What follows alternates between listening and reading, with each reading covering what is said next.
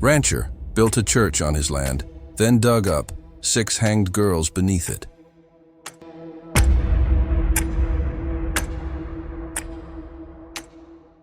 The sun was bleeding out across the plains, a long red smear over the edge of the world, the kind of sunset that looked like it was warning you.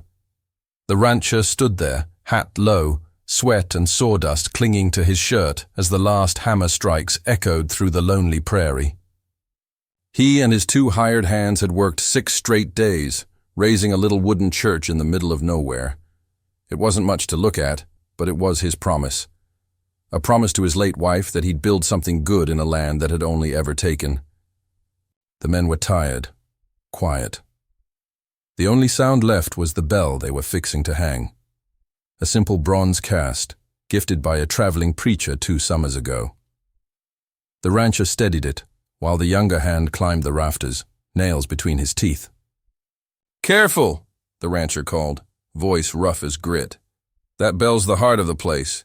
The boy grinned, tipping his hat. "Then this land's finally got one." But fate doesn't let the West keep hearts for long. As the hammer came, down one final time, a dull clang echoed, not from the bell, but from the earth below.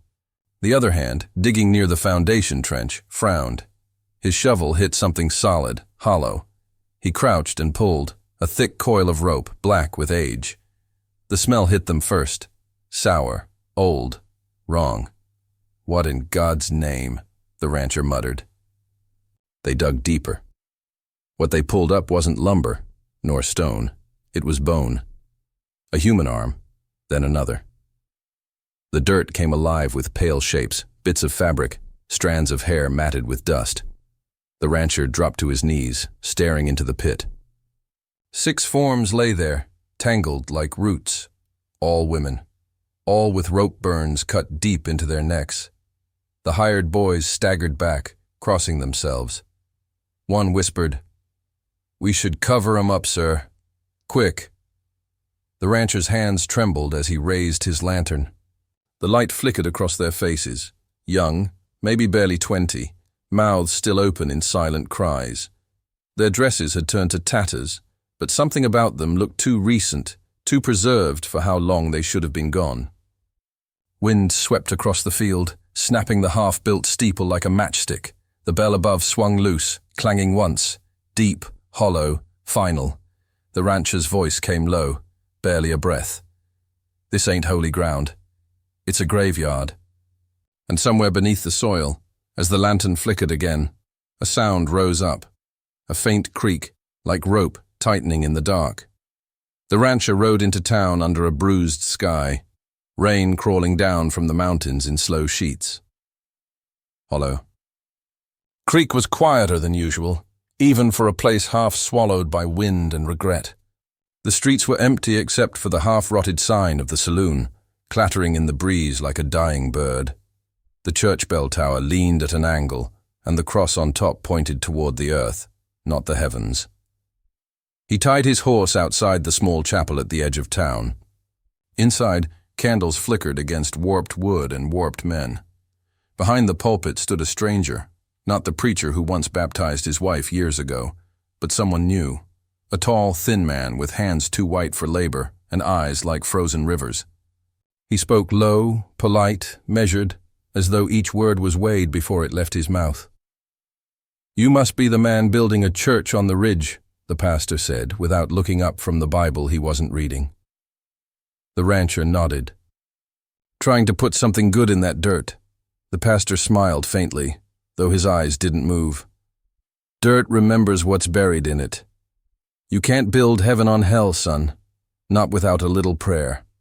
The rancher told him everything, about the 6 graves they'd uncovered beneath the chapel, about the ropes still looped around the bones, about how the air in that place felt wrong even before the first nail went in. The pastor listened in silence, fingers pressed together, the rain starting to drum against the church roof like a warning. When the rancher finished, the pastor finally spoke. "I'll come. That ground needs consecration, and so do you." The rancher frowned. "Ain't much to bless there."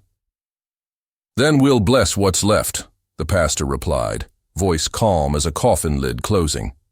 By the time they reached the ridge, night had settled in heavy and cold. The wind carried the smell of wet sage and old fire. The half-built chapel rose from the dark like a rib cage, skeletal and lonely. Inside, the rancher lit a lantern. Shadows stretched long, moving like they had purpose. The pastor walked the perimeter slowly, whispering prayers that didn't sound like any the rancher had heard before. He lingered over the graves, his hand hovering just above the disturbed earth. When the rancher offered to help fill them, the pastor refused. "No," he said softly. "They've been waiting too long. Let them breathe tonight." The wind rattled.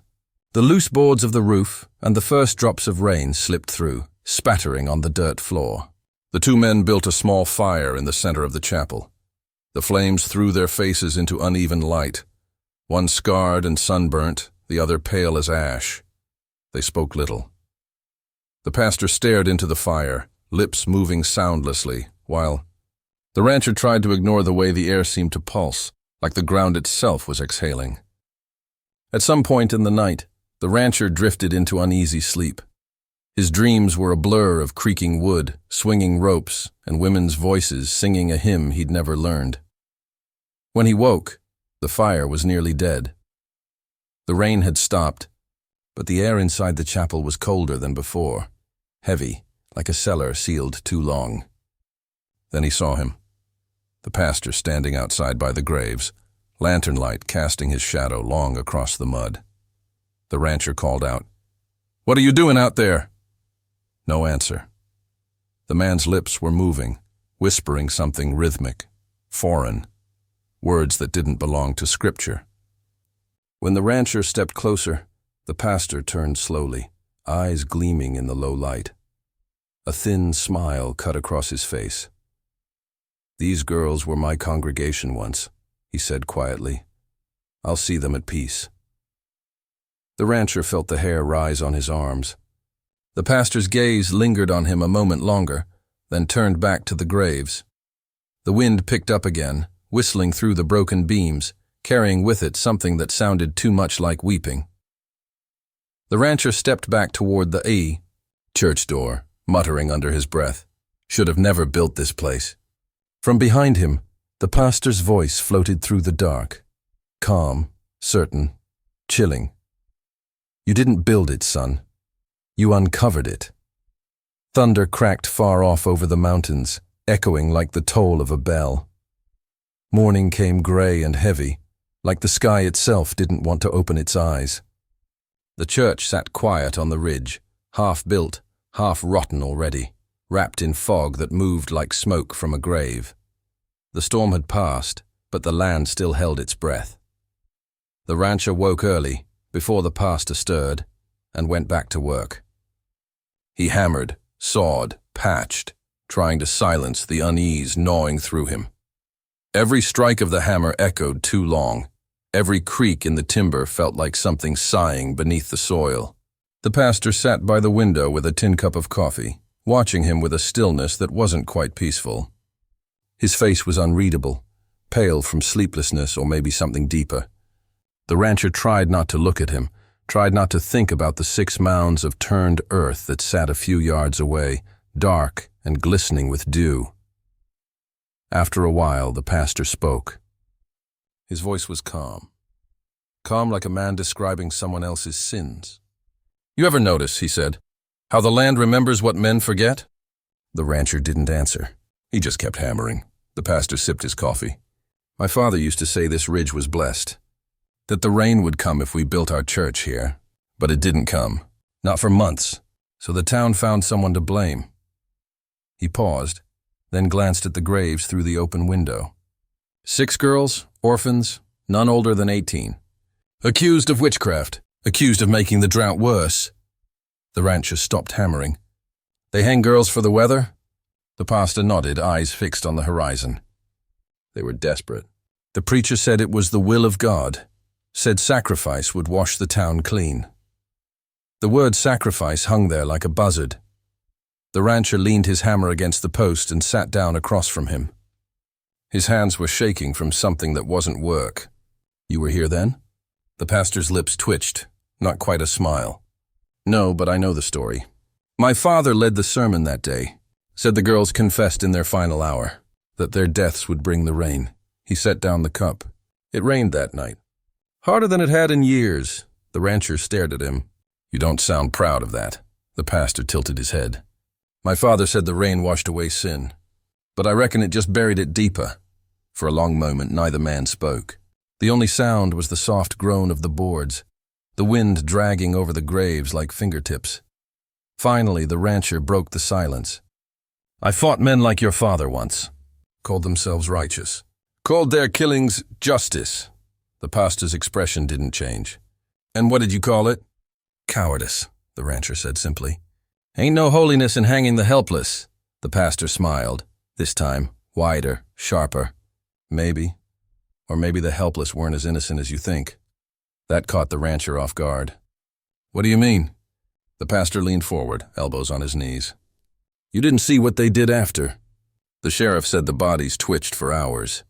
Said the wind carried their laughter all the way to town. Said their faces didn't rot. They smiled. The rancher shook his head. Sounds like fear talk. Same kind that kills for convenience. The pastor chuckled softly. You think fear can't be holy? Something in that tone froze the rancher mid-breath. He looked at the man again, really looked this time. The eyes, the cadence, the faint, familiar smirk, and then it struck him. The name carved on the old hymnal by the altar. The same initials burned into the bell they'd hoisted days ago. Reverend Elias Moore. The pastor caught the realization crossing his face and finally spoke what he'd been holding back. My father, he said. That was his name. Elias Moore, the same man who hanged those girls, and me. He smiled, the light catching his eyes. I came to finish what he couldn't. The room went still. Even the wind outside seemed to stop breathing. The rancher's hand drifted to his revolver beneath the table, slow as dawn creeping across the plains. He said quietly, Finish what, preacher? The pastor stood, his shadow stretching long across the planks. He never gave them peace. He let their souls wander. I'm here to deliver them, and the land, from their hunger.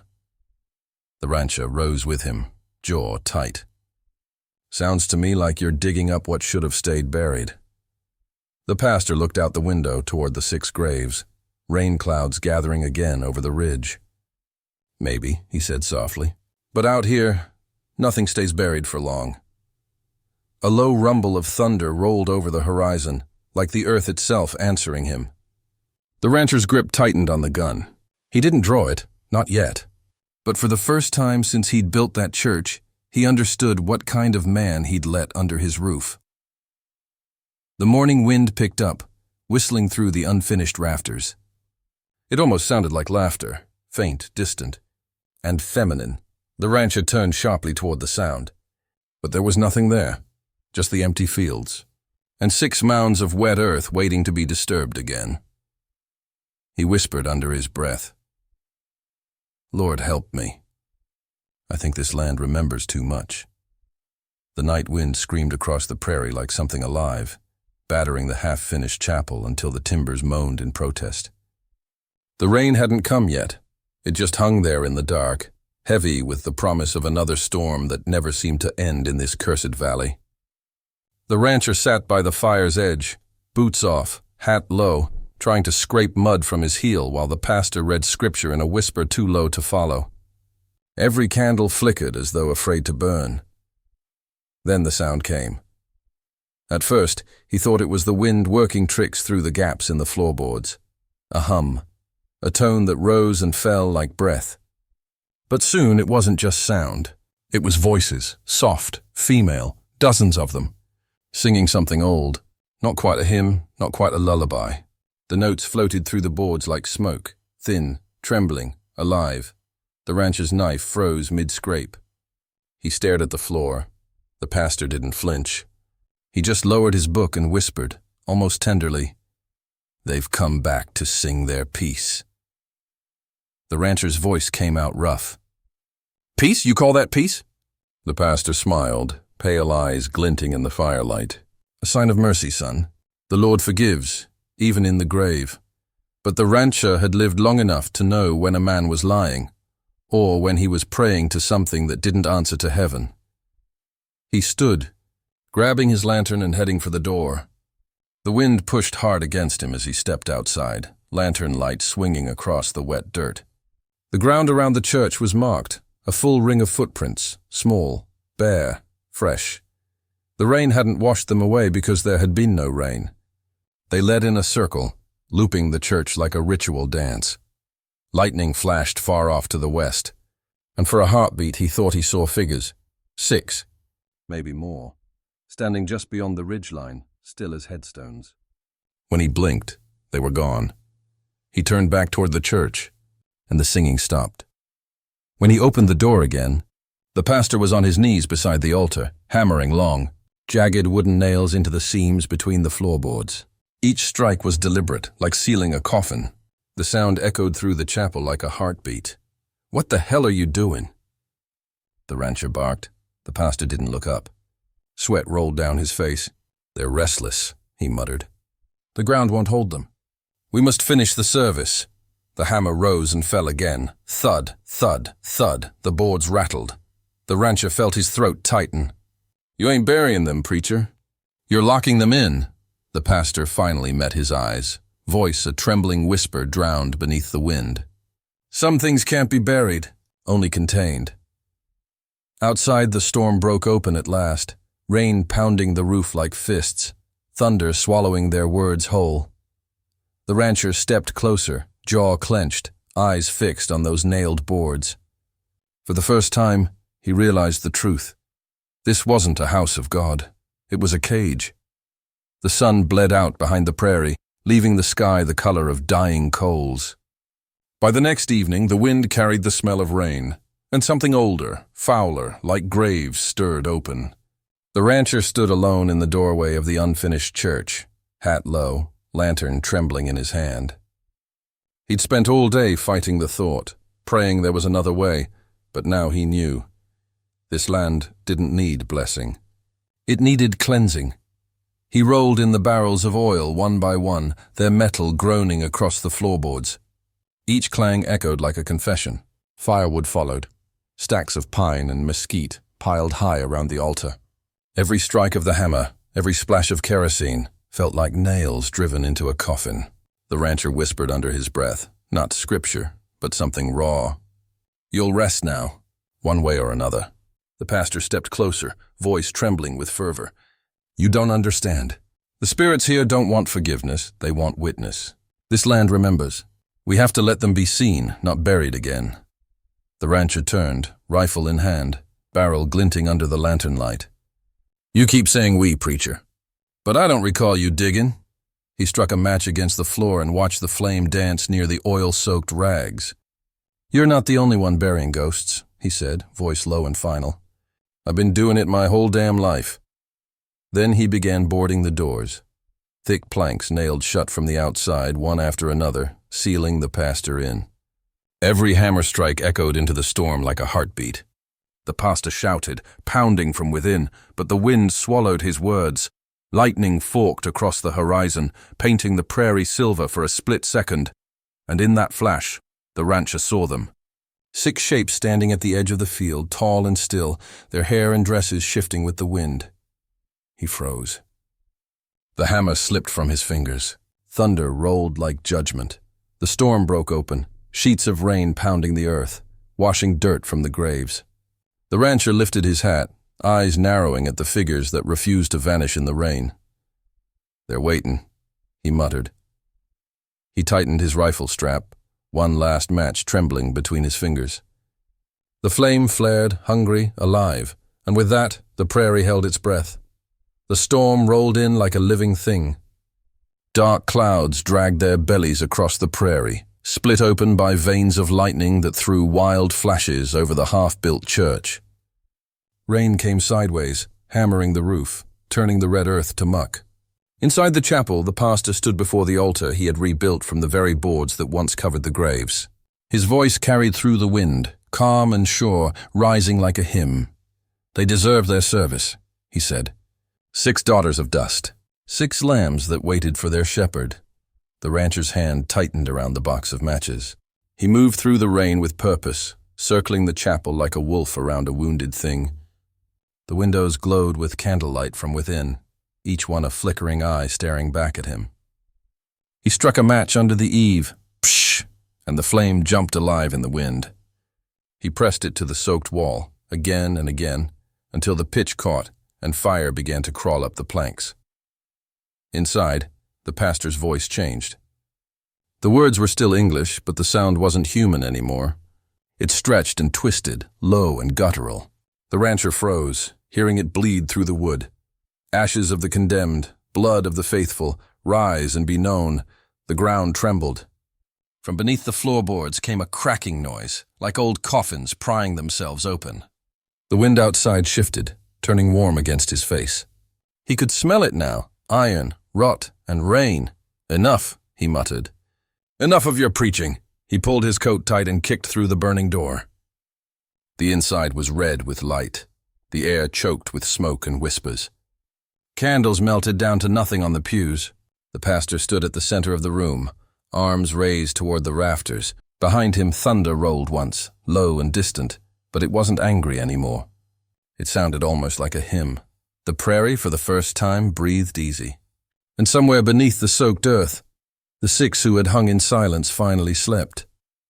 If this story settled heavy on your heart, ride with us again. Subscribe, share, and keep these old ghosts remembered.